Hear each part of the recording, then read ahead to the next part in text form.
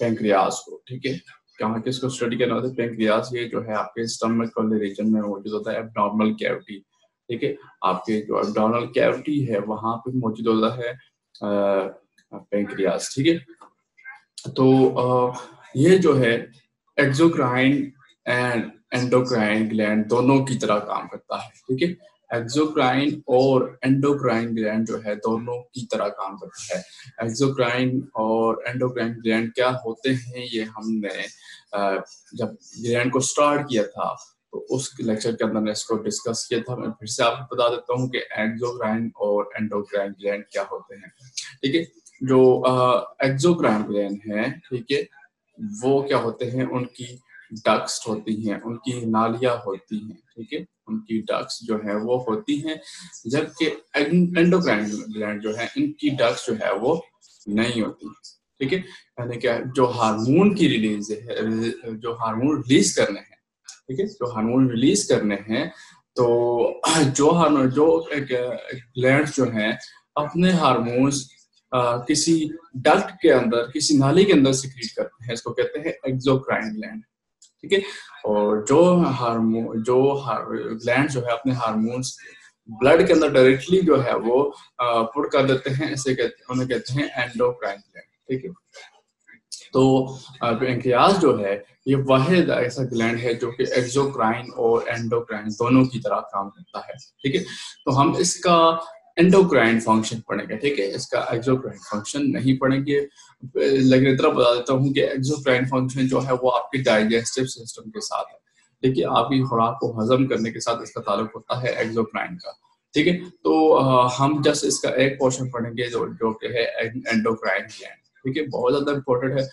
इसमें क्या है कि ये इसके जो सेल्स होते हैं पेंक्रियाज के, ठीक है, इनके जो सेल होते हैं पेंक्रियाज के, उनके नाम होते हैं जी अल्फा, ठीक है, और दूसरे का नाम होगा बीटा, ठीक है। अल्फा सेल और बीटा सेल, ये दो सेल्स मौजूद होते हैं पेंक्रियाज में, और ये क्या रिलीज करते हैं, इंसुलिन और ग्लूकागॉन, ठीक है। इंसुलिन और ग्लूकागॉन ये क्या है, बेसिकली हार्मोन्स हैं जो कि पेंक्रियाज के सेल जो है वो रिलीज करते हैं, ठीक है। इंसुलिन और ग्लूकागॉन क्या है, ये हार्मोन है, ये सिक्रिएट करते हैं, ठीक है।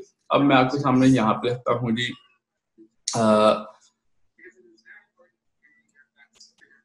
ग्लूकोस, ठीक है, ग्लूकोस आ गया, ठीक है, ये ग्लूकोस हो गया, और यहाँ पे आ गया ग्लाइकोजन,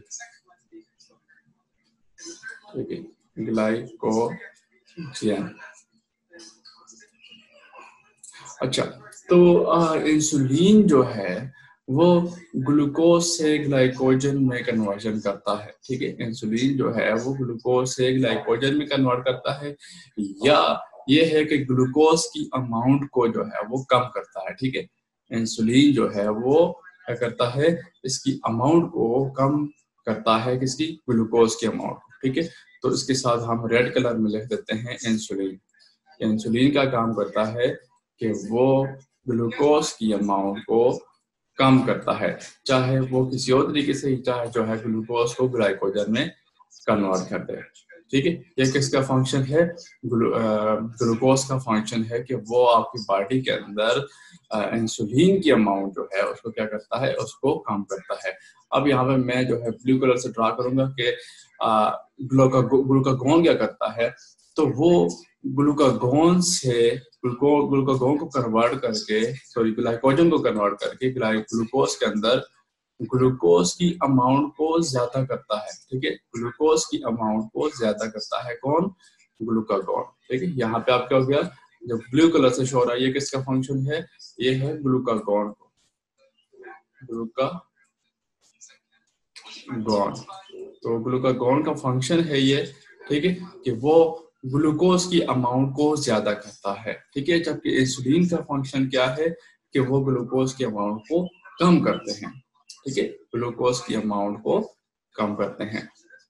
अब अगर हम देखें कि इनके जो सेल्स हैं, इनके अंदर स्पेसिफिक सेल्स होते हैं, ठीक है, और इंसुलिन और ग्लूकागॉन और अल्फा और बीटा सेल्स की और कन्वर्जन होने पड़ ली, तो ये जो अल्फा और बीटा सेल्स हैं, ठीक है, अल्फा और बीटा सेल्स हैं, इनको कंबाइनली कहते हैं आइलेट्स ऑफ लैंगरहान, ठीक है, आइलेट्स ऑफ लैंगरहान।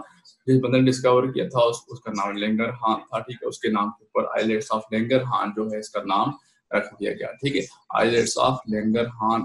उन सेल्स को कहते हैं जो कि किसके अंदर मौजूद हैं, पैंक्रियास के अंदर मौजूद होते हैं, जो कि अल्फा और बीटा सेल्स हैं। क्या सिक्रीट करते हैं, दो हार्मोन्स रिलीज करते हैं, इंसुलिन और ग्लूकागोन, ठीक है। तो इंसुलिन क्या करता है कि जब आप खाना वगैरह खाते हैं तो आपकी बॉडी के अंदर ग्लूकोज की अमाउंट बढ़ जाती है, ठीक है, जब आप खाना वगैरह खाते हैं तो आपकी बॉडी के अंदर ग्लूकोज की अमाउंट जो है वो बढ़ जाती है। तो इंसुलिन क्या करता है कि उसकी ग्लूकोज के अमाउंट को कम कर देता है, ठीक है, ग्लूकोज की अमाउंट को कम कर देता है। तो बदले में क्या हो जाता है कि आपकी बॉडी के अंदर ग्लूकोज की अमाउंट जो है वो कम हो जाती है।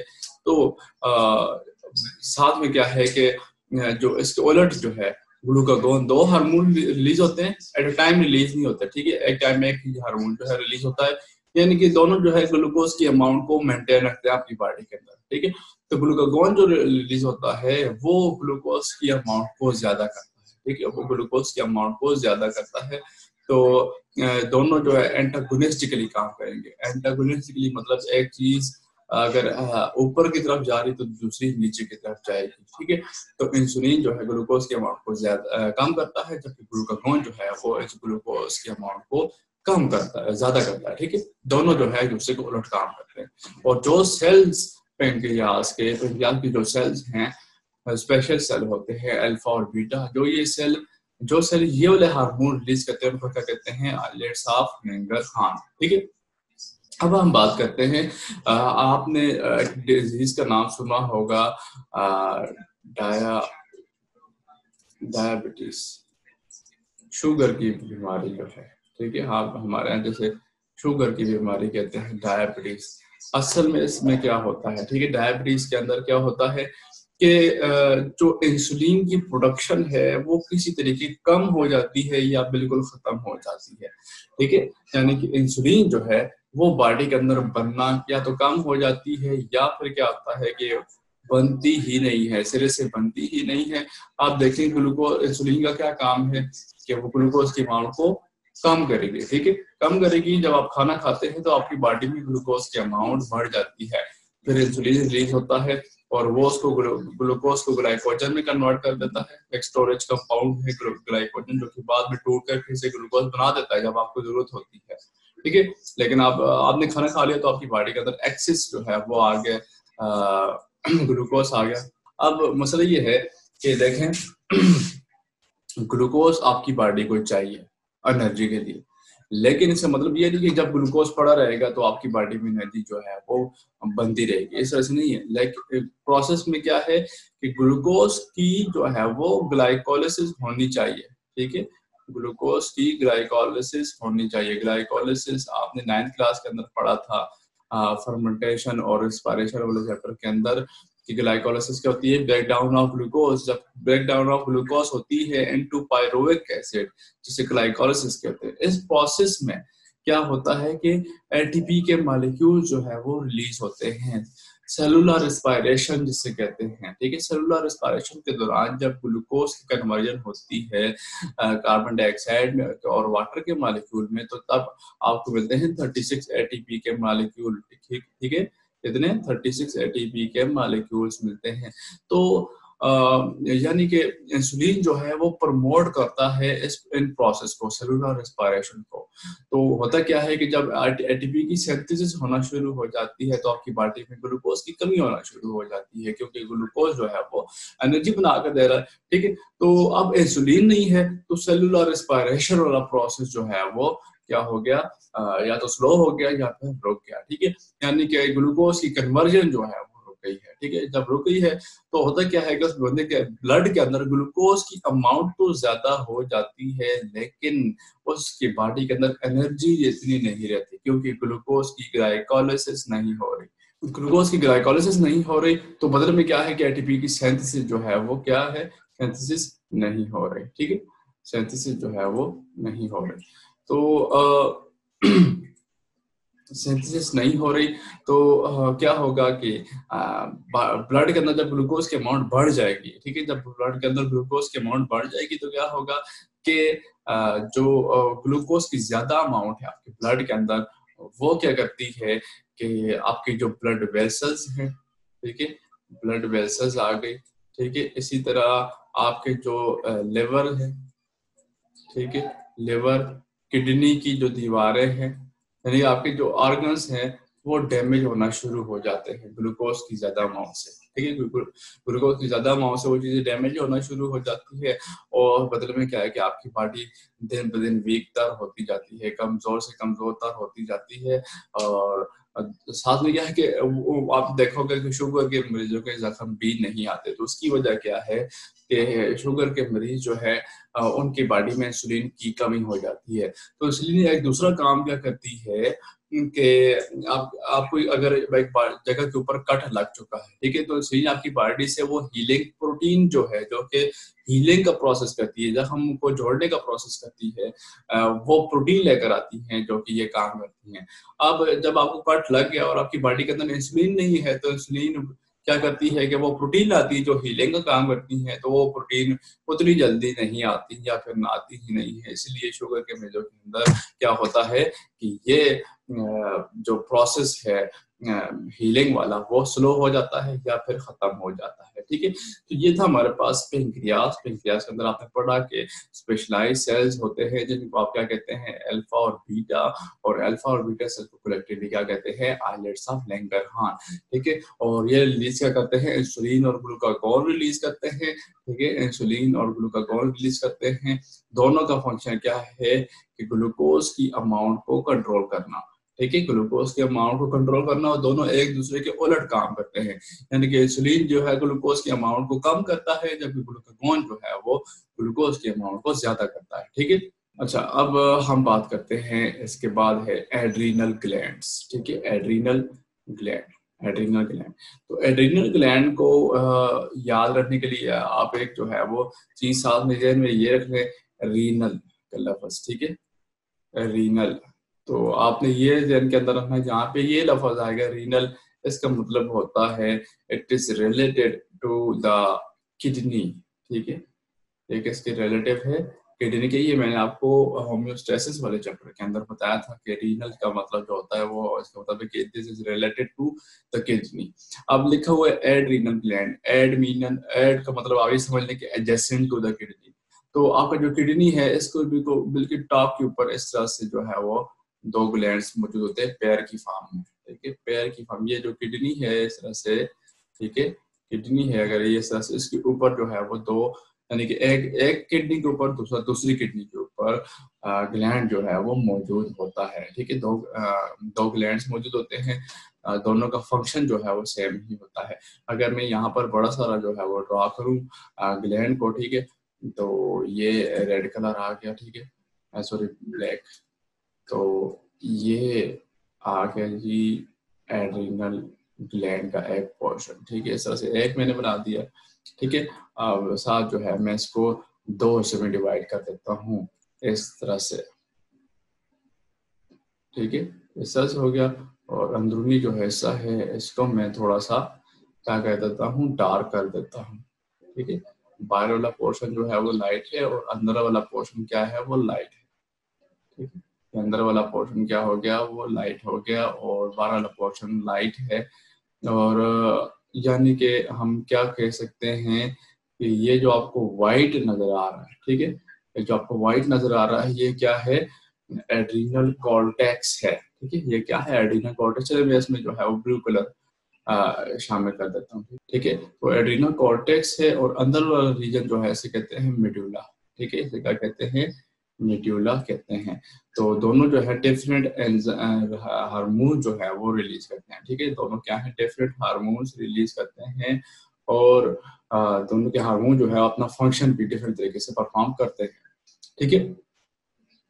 रेड वाला जो है ये दोनों जो है कंबाइन हो के आपके पास बनाते हैं एड्रीनल ग्लैंड, ठीक है, दोनों जो है कंबाइन होके क्या बना रहे हैं, एड्रीनल ग्लैंड बना रहे हैं, ठीक है। और चलिए मैं इसको भी डार्क कर लेता हूँ इस तरह से, ये इसके अंदर वाला पोर्शन आ गया, ठीक है। टोटल कोलेक्टिवली क्या है कि ये एड्रीनल ग्लैंड है। इसको आपने जो है वो ऐसा नहीं समझना कि ये कुछ और पार्ट है। ये जो है दोनों दोनों के दोनों जो है वो क्या बना रहे हैं, एड्रीनल ग्लैंड बना रहे हैं। ठीक है, दोनों उसके पोर्शन है, एक अंदर वाला है और एक बाहर वाला। अच्छा, तो अब हम बात करते हैं कि ये जो आपको नजर आ रहा है जी ब्लू कलर में, ठीक है, ये जो ब्लू कलर में नजर आ रहा है इसको क्या कहते हैं, एड्रीनल कॉर्टेक्स। ठीक है, इसको क्या कहते हैं, एड्रीनल कॉर्टेक्स। यहाँ पे देखें आपको नजर आ रहा है एड्रीनल कॉर्टेक्स, इसको क्या कहते हैं, एड्रीनल कॉर्टेक्स। और जबकि जो इनर वन है, ठीक है, इनर वन है, इसको क्या कहते हैं, एड्रीनल मेडुला कहते हैं। ठीक है, जो आपको यहाँ पे नजर आ रहा है एड्रीनल मेडुला।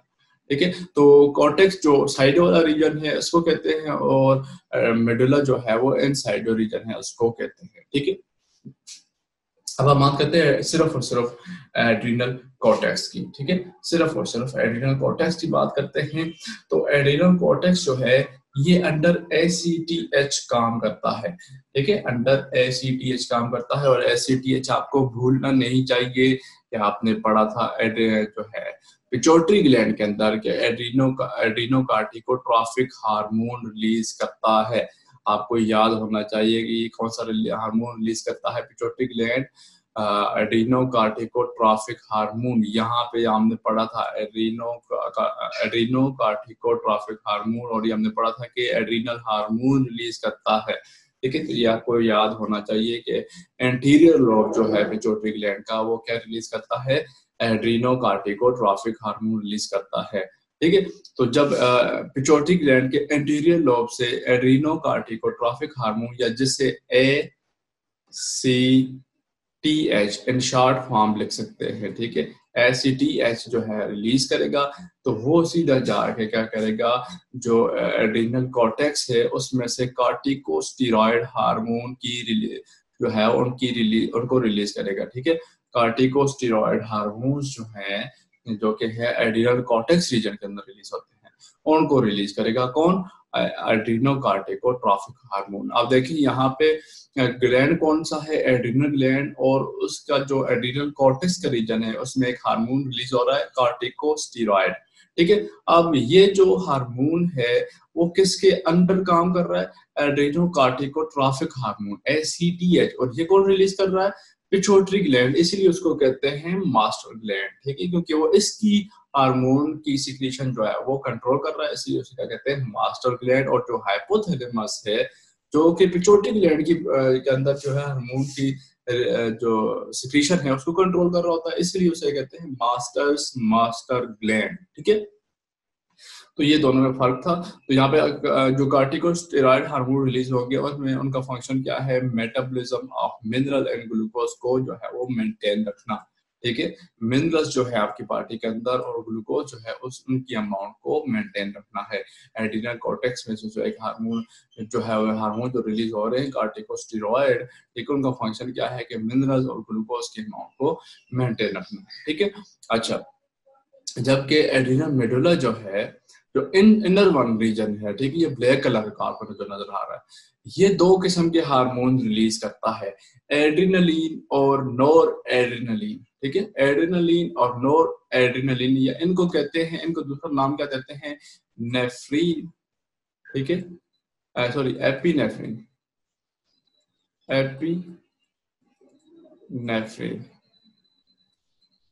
एपिनेफ्रीन और नोर एपिनेफ्रीन। ठीक है, ये दोनों जो है सेम ही हार्मोन को, मतलब कि एपिनेफ्रीन और नोर एपिनेफ्रीन, एपिनेफ्रीन एड्रीनलिन हो गया, और नोर आगे लगा ले नोर एपिनेफ्रीन, तो वो नोर एड्रीनलिन हो गया। दोनों के दो नाम हैं। ठीक है, अच्छा, अब ये जो हार्मोन है ये बड़े मजे का काम करते हैं आपकी बॉडी के अंदर, और वो है स्ट्रेसफुल कंडीशन के अंदर। ठीक है, स्ट्रेसफुल कंडीशन के अंदर किस तरह से, जब आप जो है गुस्से में होते हैं, खुशी में होते हैं, गुस्से में होते हैं, या कोई आपको इमोशन आया होता है, ठीक है, या फिर ये है कि आप डर रहे होते हैं, तो आपकी बॉडी के अंदर जो चेंजेस आ रही होती हैं वो ये दोनों हार्मोन जो है वो कंट्रोल कर रहे होते हैं। ठीक है, खासतौर पर आप स्ट्रेस की कंडीशन में हो, दबाव में हो, ठीक है, प्रेशराइज्ड हो, तब आपकी बॉडी के अंदर जो चेंजेस होती हैं वो कौन करता है, एड्रीनल ग्लैंड जो है वो परफॉर्म करता है, ठीक है। यहाँ पे देखें जी, जब एड्रीनल ग्लैंड रिलीज होगा, यानी कि एड्रीनल मॉलिक्यूल जो है, एड्रीनल हार्मोन जो है रिलीज होगा, एड्रीनलिन हार्मोन जो है रिलीज होगा, तो ये क्या करेगा, आपके उन बॉडी पार्ट्स को जो है वो जो स्पेसिफिक बॉडी पार्ट है उनको क्या करेगा, ब्लड सप्लाई जो है वो मुहैया कर देगा, ठीक है।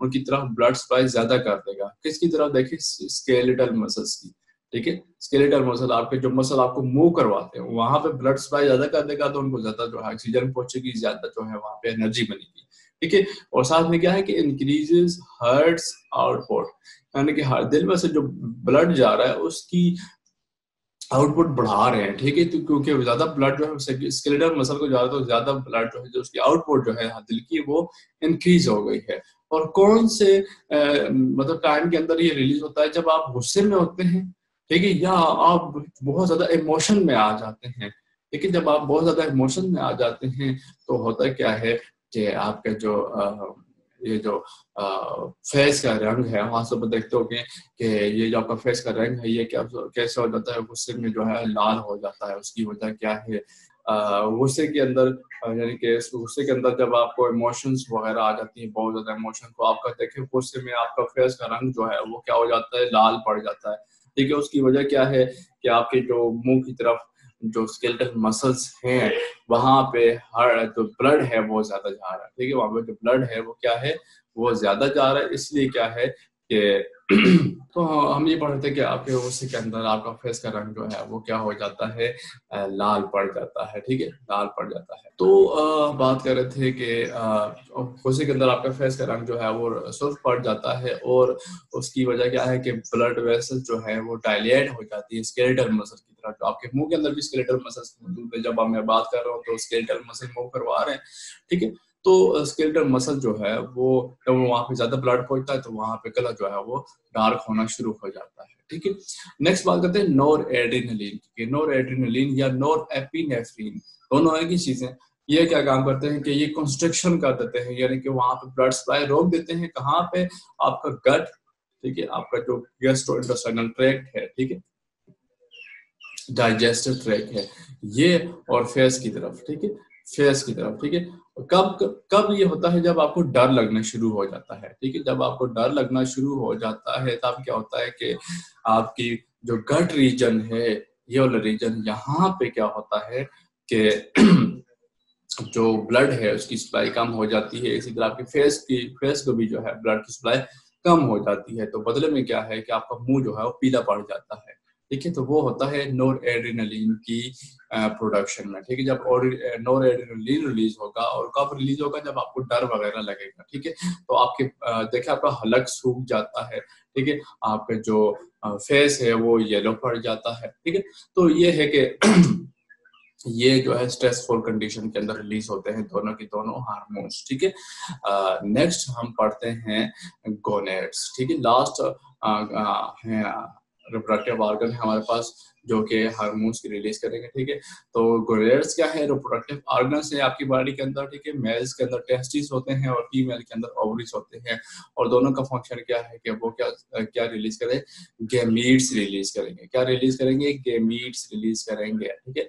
क्या करेंगे, गेमीट्स रिलीज करेंगे, और गेमीट्स के साथ साथ जो गोनेड्स हैं वो हार्मोन्स भी रिलीज करते हैं, ठीक है। क्या करते हैं, हार्मोन्स भी रिलीज करते हैं। गेमेट्स की बात करें तो मेल के अंदर स्पर्म बनेंगे, और फीमेल के अंदर बात करें तो वहां पे एग सेल बनते हैं, ठीक है। अच्छा, तो हार्मोन्स की बात कर रहे थे, तो ओवरी के अंदर जो हार्मोन रिलीज होंगे उसे हम कहेंगे ऑस्ट्रोजन, ठीक है। एक हार्मोन का नाम क्या है, ऑस्ट्रोजन, और ये क्या करता है कि सेकेंडरी सेक्स कैरेक्टर जो है फीमेल के अंदर वो डेवलप करता है, ठीक है। सेकेंडरी सेक्स कैरेक्टर क्या होते हैं, यानी कि देखिए आवाज का पतला हो जाना, ठीक है, ब्रीस्ट इनलार्जमेंट जो है वो हो गई, ठीक है। इसी तरह जो है यानी कि बाकी जिस्म के अंदर यानी कि पब्लिक हेयर का आ जाना, ठीक है। तो ये इस किस्म की जो चेंजेस है इसको कहते हैं सेकेंडरी सेक्स कैरेक्टर। जिस तरह मर्दों के अंदर आवाज का भारी हो जाना, दाढ़ी आ जाना, ठीक है। बाकी जो पब्लिक हेयर्स होते हैं, जिस्म के ऊपर बाल वगैरह आ जाना, ये सारे सारे सेकेंडरी सेक्स कैरेक्टर होते हैं। तो फीमेल के अंदर जो कैरेक्टरिस्टिक यानी कि लोगों वाली जो तब्दीलियां होती हैं वो एस्ट्रोजन के बदले में आती हैं, ठीक है। जबकि दूसरा एक हार्मोन है जिसे कहते हैं प्रोजेस्टेरॉन, ठीक है। और प्रोजेस्टेरॉन क्या करता है कि फीमेल को तैयार करता है कि वो प्रेगनेंसी की एक स्टेट को जो है वो कबूल कर ले, ठीक है। यानी कि प्रेगनेंसी जब होने लगती है तो प्रोजेस्टेरॉन रिलीज होना शुरू हो जाता है ताकि फीमेल को तैयार, उसकी बॉडी को तैयार किया जाए कि वो अब एक बेबी की ग्रोथ करवाएगी, ठीक है। तो दो हार्मोन रिलीज हो गए, एक एस्ट्रोजन जो कि क्या करता है सेकेंडरी सेक्स कैरेक्टर जो है उनको डिजाइन करता है, जबकि प्रोजेस्टेरॉन जो है वो प्रेगनेंसी जो है उसको उसके लिए बॉडी को तैयार करता है, ठीक है। मेल के अंदर बात करते हैं तो मेल के अंदर क्या है कि टेस्टिस होते हैं, और टेस्टिस जो है एक ही हार्मोन रिलीज करते हैं जिसे कहते हैं टेस्टोस्टेरोन, ठीक है, टेस्टोस्टेरोन कहते हैं। और इसका काम क्या है कि आपकी बॉडी के अंदर जो सेकेंडरी सेक्स कैरेक्टर है उनको डेवलप करना, ठीक है। सेकेंडरी सेक्स कैरेक्टर को डेवलप करना, जिससे आपकी दाढ़ी आ जाती आ जाएगी या आ रही है, ठीक है। या फिर है कि आपकी आवाज बारीक होना शुरू हो जाएगी, आपकी बॉडी के ऊपर बाल आना शुरू हो जाएंगे, ठीक है। तो ये है secondary sex character in males, ठीक है। तो ये कौन प्रोड्यूस करता है? टेस्टोस्टेरोन, ठीक है। और ये आफ्टर 10 to 14 या 18 ईयर जो है वो रिलीज होना शुरू हो जाता है आपकी बर्थ के बाद, ठीक है। तो ये है कि दो गोनेड्स हैं। गोनेड्स में क्या है कि आपके पास ओवरी आती है और टेस्टिस आती है, ठीक है। दो ये गोनेड्स हैं, टेस्टिस और ओवरीज, और दोनों क्या करते हैं हार्मोन्स भी रिलीज करते हैं, ठीक है। ओवरी जो हार्मोन रिलीज करती है उसे कहते हैं एस्ट्रोजन, और जो साथ में क्या है प्रोजेस्टेरॉन रिलीज करती है। दोनों का फंक्शन मैंने आपको बता दिया है। और हार्मोन्स ऑफ टेस्टिस जो है वो क्या है? टेस्टोस्टेरोन है, ठीक है।